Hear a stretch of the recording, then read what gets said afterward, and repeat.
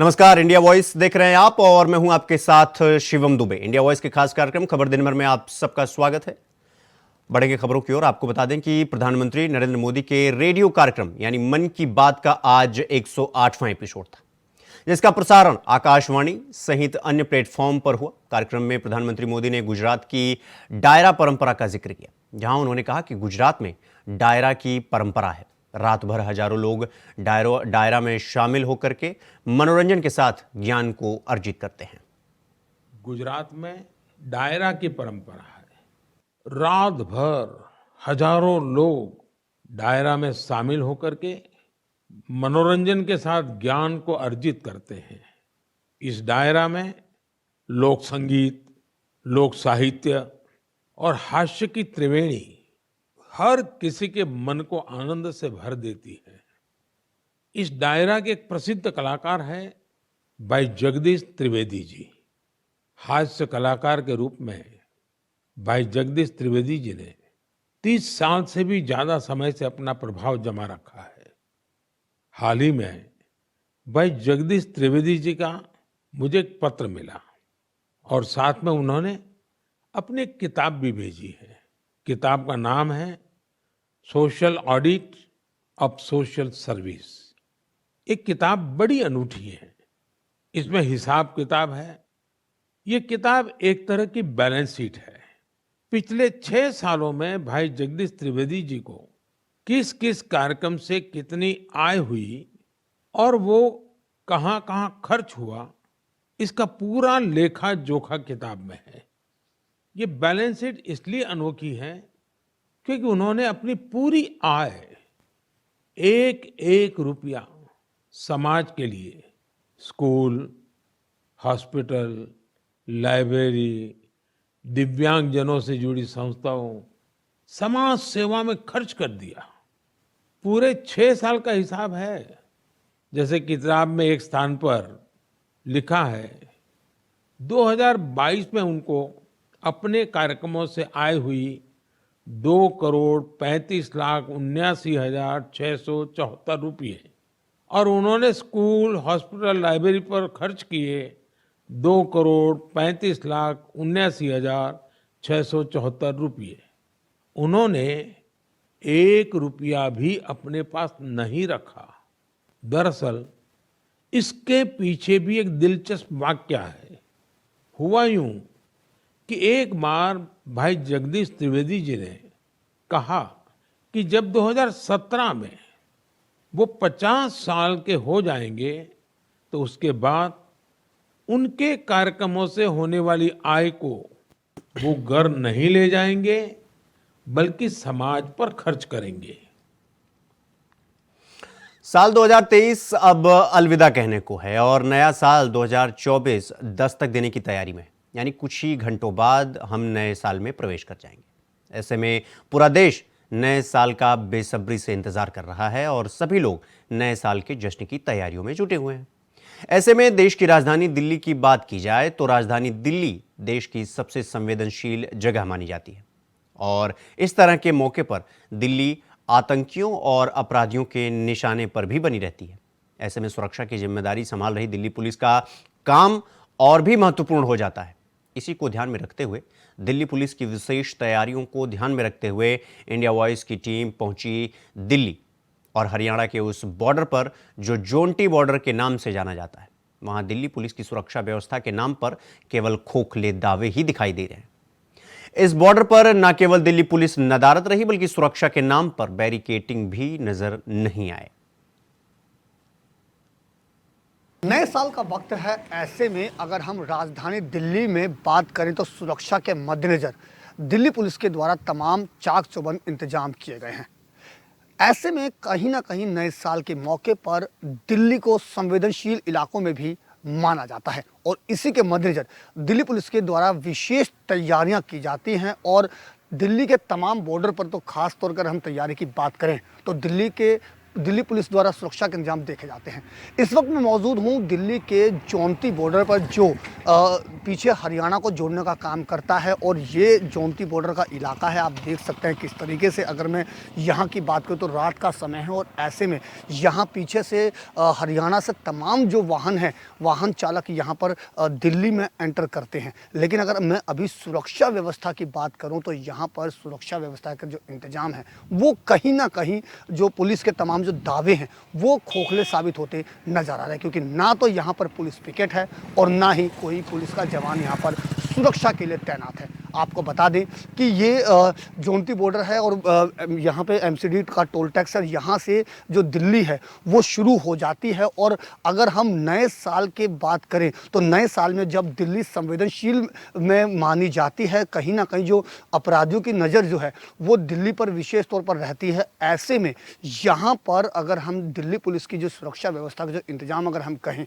तो कहीं ना कहीं यहाँ पर तमाम जो दावे हैं वो फिसड्डी साबित होते नजर आ रहे हैं। साफ तौर पर कहा जा सकता है कि जहां एक और दिल्ली पुलिस सुरक्षा के तमाम दावे करती है, लेकिन जोमती बॉर्डर पर दिल्ली पुलिस की जो सुरक्षा के दावे वो फिलहाल फिसड्डी नजर आते हुए दिखाई दे रहे हैं। Ajit Kumar, India voice, Delhi. एक साल पहले जब पूरा देश नए साल के जश्न के माहौल में सराबोर था, यानी जब 2023 लगने वाला था, उस वक्त दिल्ली से एक दिल दहला देने वाली घटना सामने आई थी। जी हाँ, हम बात कर रहे हैं दिल्ली के चर्चित अंजलि हिट एंड रन मामले की। एक साल बाद राजधानी दिल्ली की तस्वीर में कितना बदलाव हुआ है, दिल्ली की सड़कों पर सुरक्षा के मद्देनजर दिल्ली पुलिस की तैनाती किस कदर है, आज हम आपको इस खबर में यही दिखाने जा रहे हैं। देखिए हमारी ये बेहद खास रिपोर्ट। करीब एक साल पहले अंजलि हिट एंड रन मामला जो शायद ही भुलाया जा सके, मामला हर लोगों के जहन में बस गया। जिस तरीके से लोगों ने उसको मौत के घाट उतारा और एक लंबी दूरी की तक उसको घसीटते हुए ले गए, उस समय लोगों में आक्रोश भी साफ तौर पर देखने को मिला था। मामले को एक साल हो चुका है, लेकिन इस एक साल के बीच में कितने प्रकरण रहे और क्या परिवार को न्याय मिल पाया, इन्हीं तमाम मुद्दों को लेकर के मेरे साथ मौजूद है अंजलि की माँ, जिनसे हम जानेंगे कि किस तरीके से उनको अभी तक क्या क्या मदद सरकार की तरफ से मिली है और न्याय की जो लड़ाई लड़ रहे हैं वो कहाँ तक इनकी पहुँची है। सबसे पहले तो एक साल का समय, जिस तरीके से जो कांड हुआ कोई नहीं भुला सकता। क्या कहेंगे, एक साल एक बहुत बड़ा समय होता है, न्याय अभी तक मिल पाया या नहीं? अभी तो कुछ न्याय नहीं मिला। उन चारों लोगों की सबसे पहले तो हमने फांसी की ही मांग करी थी, अभी उन लोगों के लिए भी कुछ भी नहीं करा, ना उनको कोई फांसी सुनाई, ना ही कोई सज़ा सुनाई गई। अभी बस वो जेल में भी मस्ती ही से ही अपने टाइम बिता रहे हैं। उनके साथ भी अभी कुछ नहीं हुआ, ना कोई ढंग से उनके कोई मौत की उसमें या कोई वो हुआ मारपीट से या पूछा गया हो या ताछा गया हो, कुछ भी कार्रवाई नहीं करी गई ढंग से। उनके साथ आते हैं अपने जेल में भी, वहाँ कोर्ट में भी आते हैं, खूब मस्ती से आते हैं, खूब मस्ती से चले जाते हैं। उनके साथ भी अभी कोई सख्ता पैस नहीं हुई है। और जो भी हमारे साथ भी वादे करे थे नौकरी के भी सरकार ने और बच्चों की एजुकेशन के लिए भी वादे करे थे, कुछ भी वादे पूरे नहीं करे गए। और मेरी दवाई गोली के लिए भी बोला था, वो भी कुछ भी पूरा नहीं करा गया। मैं इस टाइम पे अपने बच्चों की एजुकेशन के लिए सबसे पहले मांग करती हूँ, या तो मेरे बच्चों को, छोटे छोटे बच्चे हैं मेरे दो, उनको या तो कहीं पढ़ाने के लिए अच्छे हॉस्टल में भेजा जाए।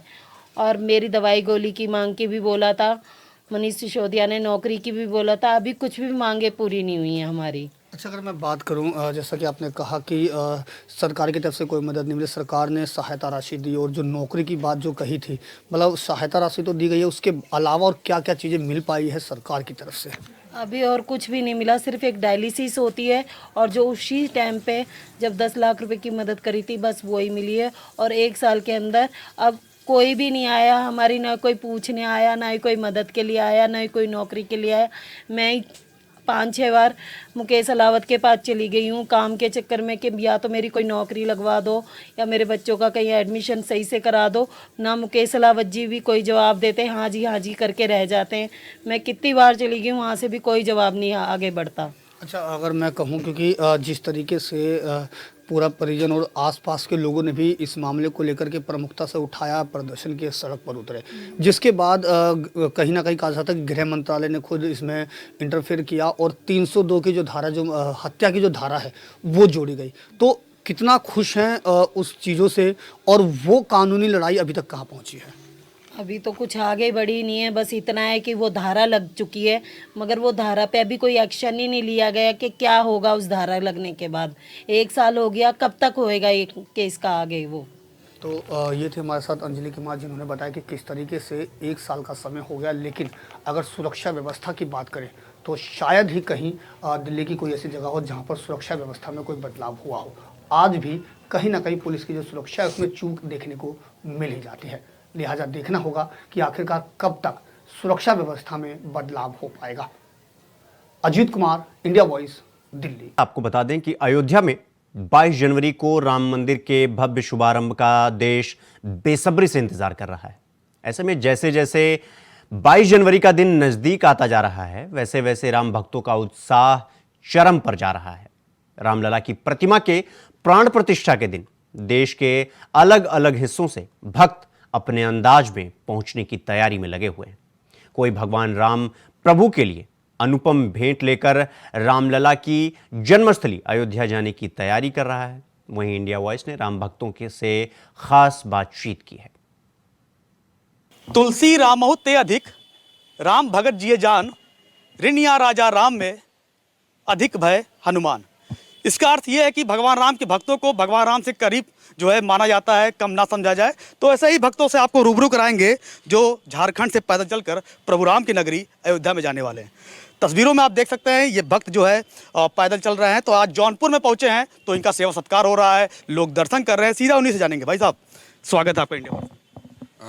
आपके चैनल के माध्यम से सभी राम भक्तों को जय श्री राम, हर हर महादेव। और ये आज हम लोग का 21वां दिन है और 21वां दिन आज हम लोग लगभग 450 से 500 किलोमीटर का यात्रा हम लोग तय कर लिए हैं। और ये पैदल यात्रा हम लोग हिंदू राष्ट्र जनसंख्या नियंत्रण कानून के लिए कर रहे हैं। और 450-500 किलोमीटर का यात्रा के दौरान हमें कहीं भी डर और भय नहीं लगा। यही है राम राज्य। आज से 10 साल पहले हम लोग इस तरह का यात्रा नहीं कर सकते थे, सोच भी नहीं सकते थे। लेकिन 450-500 किलोमीटर का पैदल यात्रा करके हम लोग तीनों यहाँ इस कड़कड़ाती ठंड में यहाँ तक जौनपुर के शाहगंज तक हम लोग पहुँच गए हैं। तो इसी को कहते हैं राम राज, जो योगी जी ने लाया है और जो मोदी जी ने लाया है। और 22 जनवरी जो आने वाले हैं, हम आपके चैनल के माध्यम से सभी सनातनियों को आह्वान करते हैं, आपके घर में आसपास, आपके क्षेत्र में, आपके गांव में, आपके शहर में, आपके गली में, आपके मोहल्ले में कोई भी मंदिर हो, उस मंदिर को इस भव्य रूप से सजाइए दीपक से, ताकि पूरा विश्व में आज तक ऐसा दिवाली किसी ने ना देखा हो, ना कभी किसी ने मनाया हो। ऐसा दिवाली मनाइए, क्योंकि 550 साल का वनवास काट करके प्रभु श्री राम अपने महल, अपने राज्य अयोध्या में पधार रहे हैं। इससे पहले भी अयोध्या दर्शन करने गए हैं आप? नहीं, हम कभी नहीं। या पहली बार आपकी अयोध्या दर्शन है? प्रभु राम को जो आप जो है निहारेंगे या उनके दर्शन करेंगे, तो कैसा लग रहा है? 2021 में हम देवघर गए थे। तो देवघर से हम संकल्प लिए थे कि एक हिंदू राष्ट्र का संकल्प पद यात्रा हम काशी विश्वनाथ तक करेंगे। तो 2022 में हम अकेले काशी विश्वनाथ का दर्शन हम किए थे पैदल जा कर के, और वो भी पद यात्रा मेरा हिंदू राष्ट्र के लिए था। उसके बाद उसी समय हम संकल्प लिए थे कि प्रभु श्री राम जब आप विराजेंगे उस समय हम पद यात्रा करके हिंदू राष्ट्र का मांग को लेकर के ही हम पद यात्रा करके अयोध्या आएंगे। तो वहीं वाराणसी IIT BHU की छात्रा के साथ दुष्कर्म का मामला सामने जो आया था, उस मामले ने नया मोड़ ले लिया है, जहां दुष्कर्म के 3 आरोपी को गिरफ्तार कर लिया गया है। बता दें कि बीते 1 नवंबर को इन्होंने छात्रा से दरिंदगी करते हुए उसकी वीडियो बनाई थी, जिसके बाद उसकी वीडियो बनाकर उसे परेशान करते थे, जिस वजह से छात्रा ने परेशान होकर विरोध प्रदर्शन भी दर्ज कराया था। बताया जा रहा है कि आरोपी कुशाल पांडे और सक्षम पटेल बीजेपी IT सेल के सदस्य हैं और जिनकी कई बड़े बड़े नेताओं के साथ तस्वीरें वायरल हो रही हैं।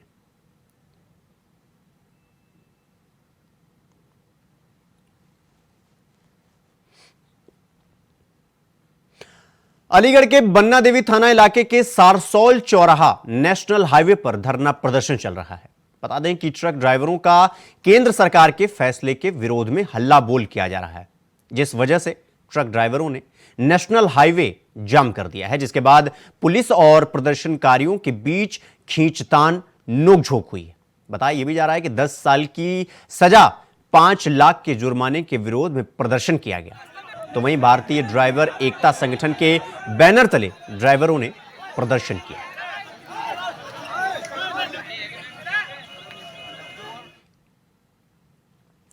खबरों में आगे बढ़ेंगे। आपको बता दें कि खबर एटा से है, जहां फर्जी फेसबुक आईडी बनाकर दिल्ली की युवती सोनिया शर्मा को झूठे प्यार में फंसाकर प्रेम विवाह किया और उसकी निर्मम हत्या कर दी।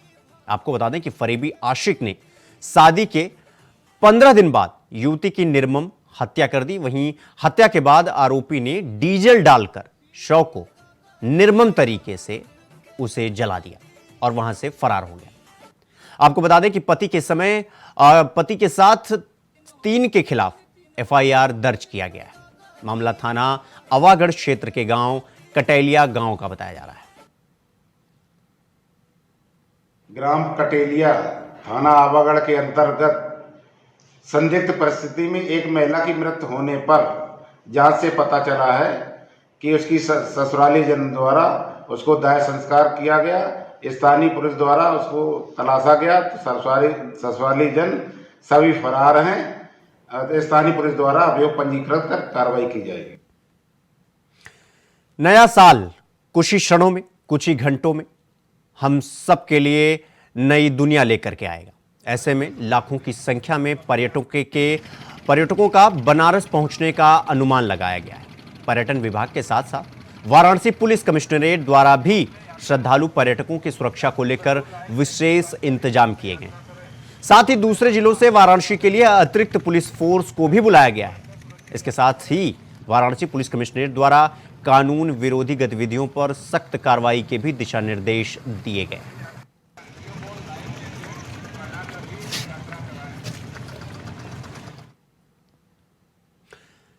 इधर वाराणसी से एक वीडियो वायरल हो रहा है, जहां ऑनलाइन सट्टेबाजों ने काशी को शर्मसार कर दिया है। बता दें कि वाराणसी कमिश्नरेट के नाक के नीचे ऑनलाइन जुए का काला बाजार थमने का नाम नहीं ले रहा है। शहर के बीचों बीच चौकाघाट पुलिस चौकी के पीछे ढेलवरिया देशी शराब के ठेके से सटे दुकान का वीडियो बताया जा रहा है। यहां ऑनलाइन जुआ खिलवाया जाता है, तो वहीं सूचना के बावजूद स्थानीय चौकाघाट की पुलिस इसे अभी तक बंद नहीं करा सकी है, नजरअंदाज कर रही है।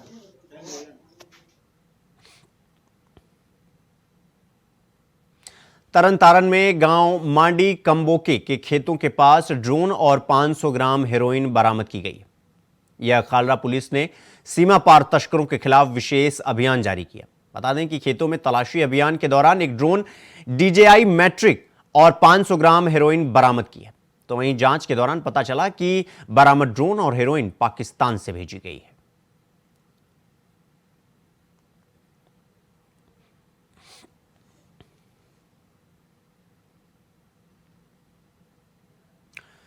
खबरों में आगे बढ़ते हैं। आपको बता दें कि खबर अमृतसर से है, जहां अमृतसर पुलिस ने मेगा ड्रग एंड ऑक्स सिंडिकेट का भंडाफोड़ किया है।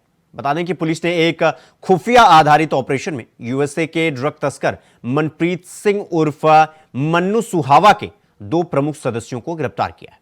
तो वहीं पुलिस ने आरोपी से 19 किलोग्राम हेरोइन, 7 पिस्तौल और पाकिस्तान से प्राप्त 23 लाख ड्रग मनी, ड्रोन के स्पेयर पार्ट्स और कई अन्य सामान बरामद किए और बरामद सामान को जब्त कर दिया गया है।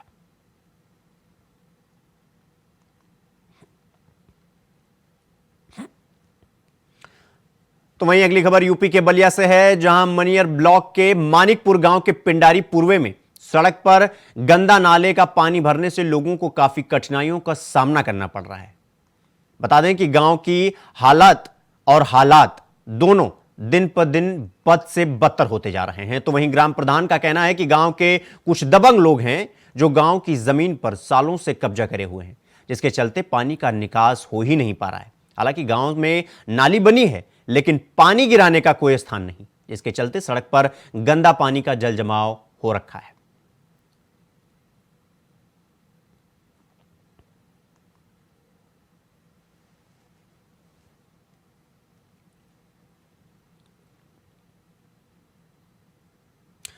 खबर दिन भर में फिलहाल अभी के लिए बस इतना ही। देश दुनिया की तमाम खबरों को देखने के लिए देखते रहिए इंडिया वॉइस। मुझे दीजिए इजाजत। नमस्कार।